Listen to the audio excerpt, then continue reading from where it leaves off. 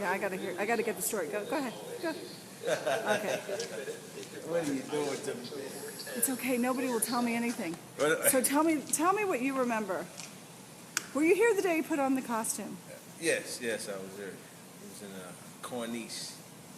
What color? Brown. And he put the suit in. Were you surprised that did he have it on all day? Not all day, but he had it on enough to you could get a good laugh off of it. You know, people expect that if you're black, you have to be Democrat.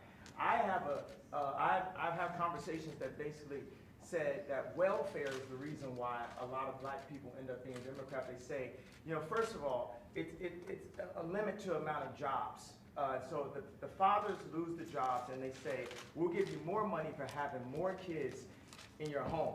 And then we got rid of the mental health institutes in the 80s and the 90s, and the prison rates just shot up. And now you have Chirac, what people call Chirac, which is actually our murder rate is going down by 20% every year. I just talked to the superintendent, met with Michael Sachs, that's Rom's right-hand man. So I think it's the bravery that helps you beat this game called life. You know, they tried to scare me to not wear this hat, my own friends, but this hat, it gives me power in a way. You know, my dad and my mom separated, so I didn't have a lot of male energy in my home. And also, I'm married to a family that, you know, not a lot of male energy going on. It's beautiful, though. But there's times where, you know, it's something about, you know, I love Hillary. I love everyone, right?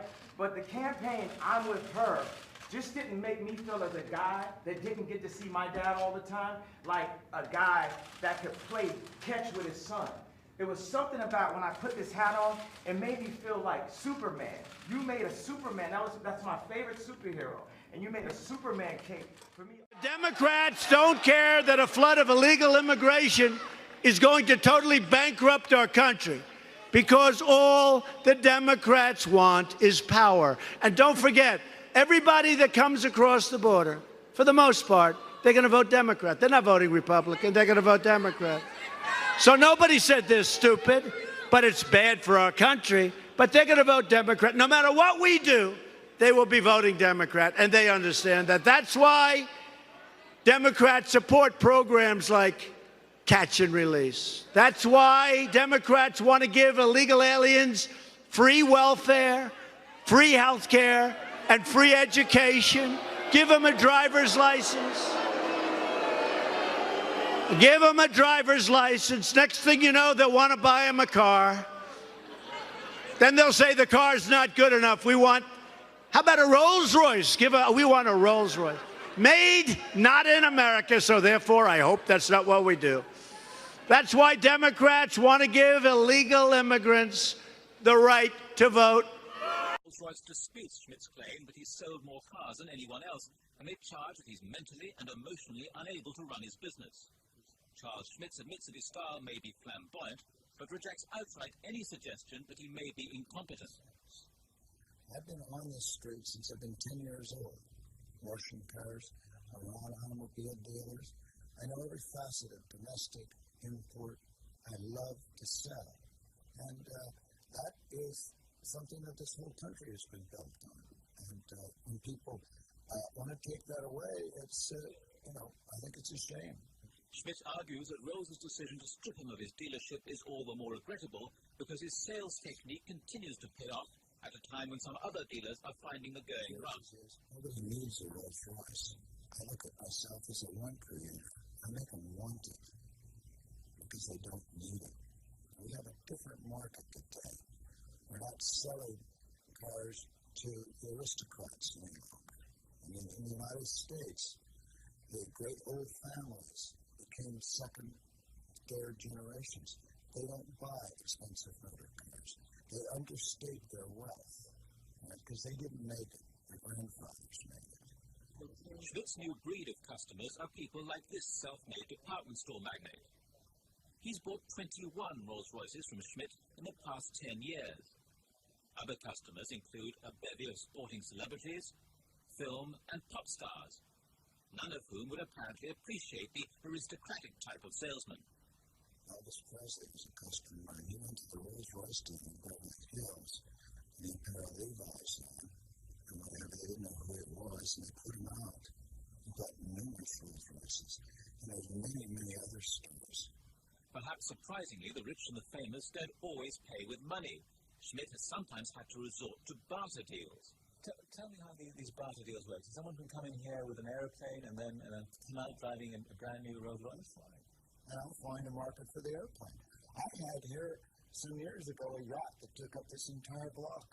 And I brought it out of the water and sold it right here before it was off the trailer. And I don't mean some runabout. This was an ocean-going yacht. I sold everything. And I can sell. But at one point, the mega salesman is adamant he will never again sell a new Rolls-Royce.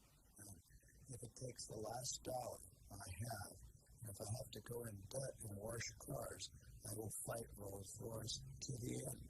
And at the termination of this all, I'm going to get on that pole with acetylene parts and cut the sign down.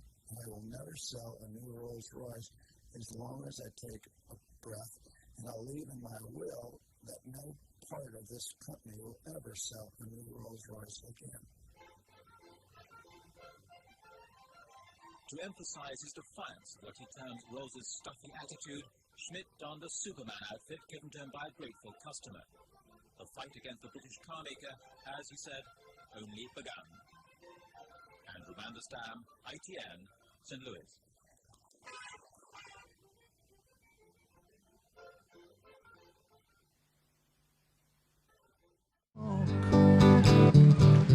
This wicked world, searching for light in the darkness of insanity. Oh yeah, I ask myself, Scarlett? Say is all hope Obama. gone? Say Is Obama. there only pain And how do you feel about Obama? and hatred and Bad and good. What do you feel good about? and each time I feel I don't know. there's one thing. Scarlett, are you excited? Sweetie, are you excited about Obama? Let's pretend McCain is right here. And you're going to show him that we're going to win. My mama says Obama. Say, Mama says Obama. Mama. Obama. Say Obama. Say Obama. Say Obama. She say my. My. Now say Mama. How big is Scarlett? Ah, you are so big. Who's going to win? Who's going to win?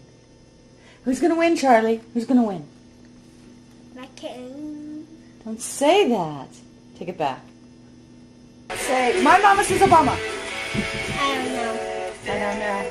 Say, my mom says McCain. My mom says McCain. My mama says Obama. My mom says McCain. You like McCain? Okay, you guys have to say. I don't know. I don't know what it is. What's a McCain? What's a McCain? Say, my mama says Obama.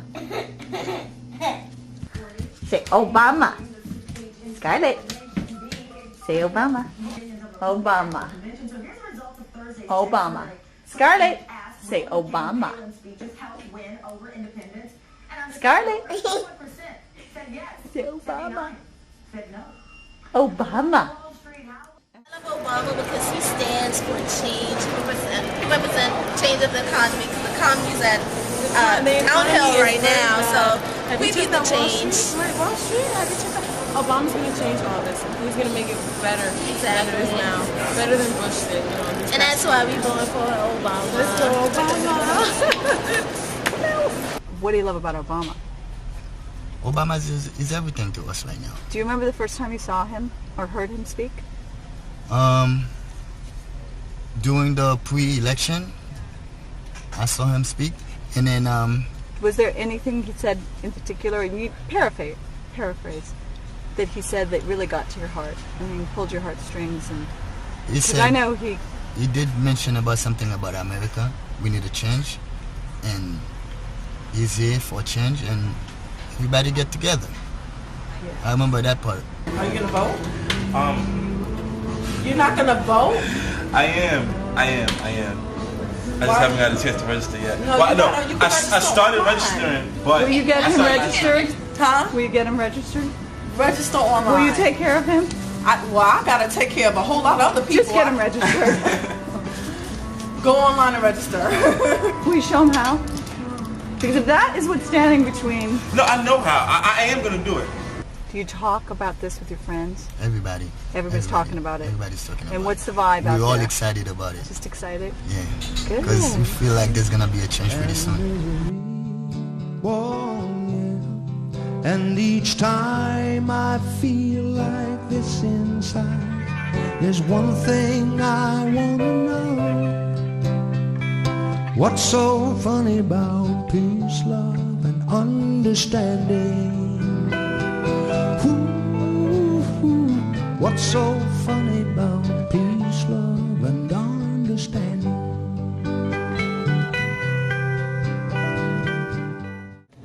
So this is good. Yeah. Things are going to get better. Yes. Maybe that thing change maybe a little bit for people. It will be. For everyday people. Yeah, exactly. Yeah. Okay. Obama! Okay, Charlie, can you tell me about watching the inauguration today? Mama. Say, my mama says Obama. Mama. Say, my mama says Obama. My mama says Obama. Mama. Say, my mama says Obama. Say, my mama says Obama. She's My mama says Obama. My mama says Obama. My mom says Obama. My mama says Obama. My mama say Obama. Say, my mama says Obama. My mom says Obama. How do you feel today? Fine. Good. Okay, I'm capturing the enthusiasm. No, say, my mama says Obama really loud. My mama say mama really loud. No. My mama says Obama. One last thing. My mama said Obama, Obama, Obama all the way. Thank you, Obama. Everybody say Obama. Yay! Scarlett. My mama says Obama, Magnolia. My mama says Obama. My mama says Obama.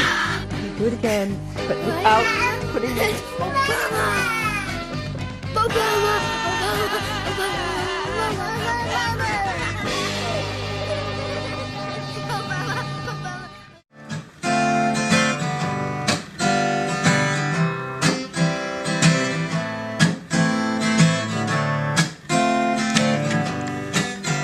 Finally living my American dream in that my art and my personal philosophy are coming together. My first professional job as an actor was in the Broadway cast of Hair.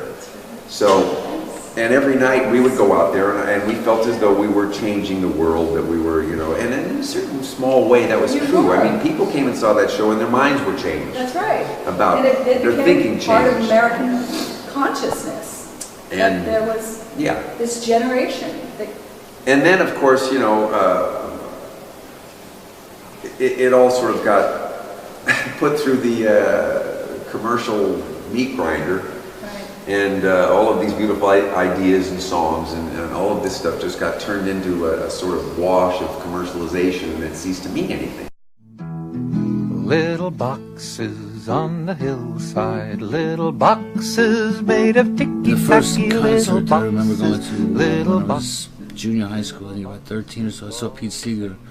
And he did an amazing, fun concert, singing the song Ticky Tacky, or Little Boxes it's called, about, you know, in houses on the hillside. And it's kind of an anti, you know, conformity. It's about people just, you know, all trying to be exactly the same, and he was talking about how people should be independent and free and different.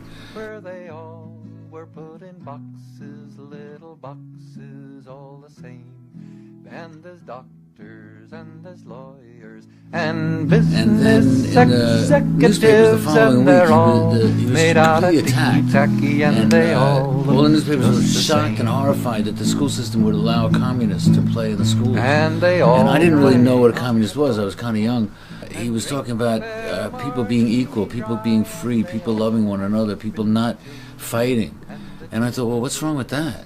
I think that a lot can be expressed with music, and that people seem to relate to it, and that they enjoy singing songs, and they enjoy singing songs that mean something. And that's why Pete Seeger and Bob Dylan and a lot of those people were involved in the peace movement and in the civil rights movement, because when people get together and want to express themselves, they often do it with song and with music. And they're all made out of ticky-tacky, and they all look just the same. You met John Lennon, and this was when they were trying to deport him? I met John in '72. Yeah, okay. Here in New York, after the Beatles. I met John and Yoko when they came to New York.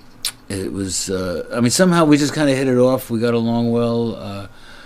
I don't know why, you know, people always say, how did you get to know John Lennon? Yeah. It was the same way I get to know anybody. You say hello and you take it from there. And I remember taking a couple of pictures, and a lot of people were taking pictures of them standing around, and John at one point said, people are always taking our picture. Whatever happens to these pictures, we never see them. And I said, well, I live around the corner from you. I'll show you mine. And he said, well, slip them under the door then, you know. John Lennon represents personal freedom, Right. you know, very much the same way that the Statue of Liberty, you know, represents personal freedom and the idea of being who you want to be and being free to be that person. In my generation, we wanted to be noticed. We wanted to be free. We wanted to be unique and individual. Politics is always a question of contestation. It's always a struggle. Nothing happens without, you know, the battle of ideas and so on.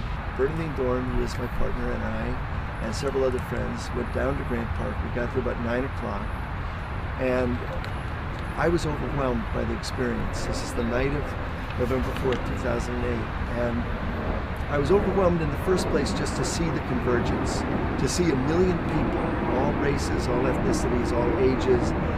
And then I moved over and I found the spot in Grant Park, the exact spot where I had been arrested 40 years earlier, beaten bloody by the Chicago police and dragged off to jail, and that made me cry. All of that was exciting in itself, and there was a lot of kind of shaking hands and hugging. At some point in the evening, the conversation came up that I'm a pilot. Should we go to the airport and get in my plane and fly to Chicago? You know, going to vote and seeing other people come out to vote, and actually the first thing was just walking out in the morning and seeing the line that went out to the sidewalk. It was obvious from the first early morning that this was different, that this was special, that something that was going on. I was like, oh my God, this guy's really going to win, and that was really moving, you know, to realize that it was going to win. Pulled into a station, there was a young black woman on my subway car. As we pulled in the subway station, the doors opened. She just sort of leaned out of the car and started screaming and cheering and trying to get the people sort of waiting in the station to sort of cheer. And then, you know, it was like 1 or 2 in the morning, but there were like maybe 25 people in the subway car, and like the 25 total strangers sort of came together in a cheer. Celebration. You know, was really special. I said to my wife, I don't want to be in this bar, I want to be outside, I want to see what's going on in the streets. It was like what I've seen in the movies from World War II, and nothing I've ever experienced in my life. This time it was everybody. It was taxi drivers, it was housewives, it was kids, it was everybody. It was just phenomenal. Idealism has its place, and you need to be possessed of a certain amount of it to affect any kind of positive change, to try and improve things. My Momma Says Obama. But I am determined. My Momma Says Obama. I feel that you're doing such a service and part of this healing that we all need. And we hope so you enjoy the sermon. It, and we're so looking forward to it. Thank you so much. All right. Thank you, Megan. And if you could look at the camera and say, James has already done it. Introduce yourself and say, My Momma Says Obama. Hello, I'm Reverend Billy Talon, and my mama says Obama. Obama-luia. Actually, we need you to do that again to get this camera. You do that one more time? My camera just ran out of... Okay. To this one? Yes. And would you mind after you do that if anything comes to mind? Because I know you have to get going. Just going afterwards. Okay. All right. Anything that comes to mind? No, I'm just I'm Reverend Billy Talon, and my mama says Obama. I'm still saying Obama-luia. Let's hope he lives up to it. Amen? Praise be. Our children safe and warm. Now let us sing. There is a way for us to get away, for us to get married. There's a way to sing, a way to sing. I do. We'll be spending our lives together. To have to live. Yes, I say I do. No more. All our society is run by insane people for insane objectives. You know, and I think that's what I sussed when I was 16 and 12 way down the line, but I expressed it differently all through my life. It's the same thing I'm expressing all the time, but now I can put it into that sentence that I think we're being run by maniacs for maniacal ends, you know. If anybody can put on paper what our government and the American government, etc., and the Russian, Chinese, what they are actually trying to do, you know, and what they think they're doing, I'd be very pleased to know what they think they're doing. I think they're all insane, you know, but I'm liable to be put away as insane for expressing that. You know, that's what's insane about it. The American dream is dead.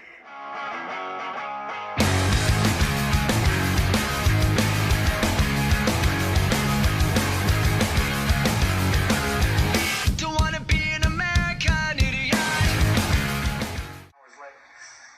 I turn on television and it's me standing in this big crowd. The American dream is dead. What? I said, oh. Great one. You know, I went ballistic. I was so angry. But the American dream is going to be better. I'll tell you what, we can make it better than ever before. We can do